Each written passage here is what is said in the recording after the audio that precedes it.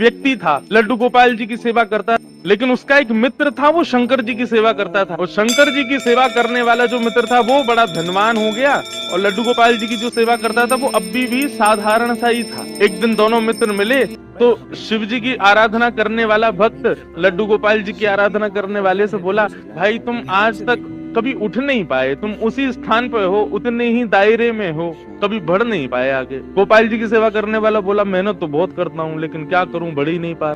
शिव आराधक ने कहा, एक काम करो, तुम अपने आराध्य बदल दो। ये तुम गोपाल जी की आराधना करते हो ना, इनकी जगह तुम शिव जी की आराधना शुरू कर दो, देखना कैसे जीवन में बदलाव आएगा। अब उस व्यक्ति ने यही किया कि गोपाल जी को ले जाकर के तो अलमारी में रख दिया, दूसरे दिन एक शंकर जी ले आया और शंकर जी का बढ़िया रुद्राभिषेक करके, त्रिपुंड लगा करके, बढ़िया ज्योत नैवेद्य आदि सब अर्पित करके, अगरबत्ती जला करके ओम नमः शिवाय का जाप करने लगा। और अब गोपाल जी की सेवा करता है तो वो गोपाल जी मन अंदर बैठा दिए एक अलमारी में, उनकी सेवा बंद, ओम नमः शिवाय का जाप करने लगा।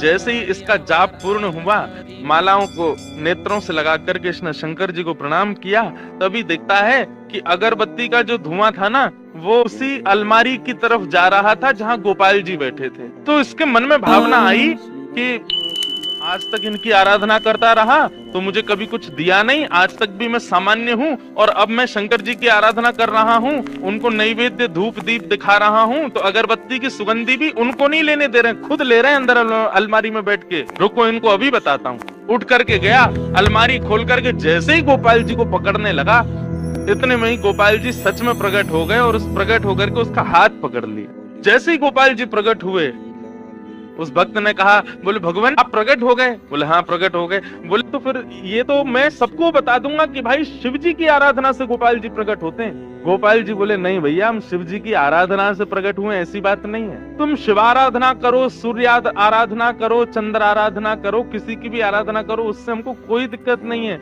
लेकिन आज हम प्रकट किस लिए हुए ये ध्यान से सुनना। आज तक तुमने केवल हमको अष्ट धातु की एक मूर्ति समझा, तुम्हारे मन में कभी ये भावना नहीं आती थी कि इनकी आंखें भी हैं, इनकी नाक भी है, इनकी जीभ भी है, इनके कान भी हैं, इनकी त्वचा भी है, इनके हाथ पैर भी हैं। परंतु आज जब वो अगरबत्ती का धुआं सहज ही मेरी तरफ आ गया तो तुम्हारे मन में ये भावना आई कि अगरबत्ती की सुगंधी मैं ले रहा हूँ, मतलब मैं जड़ नहीं हूँ, मैं चैतन्य हूँ। वास्तव में शिव आराधना ने मुझे प्रकट नहीं किया, तुम्हारे हृदय में जो चैतन्यता का भाव मेरे प्रति आया है उसने मुझे प्रकट किया है।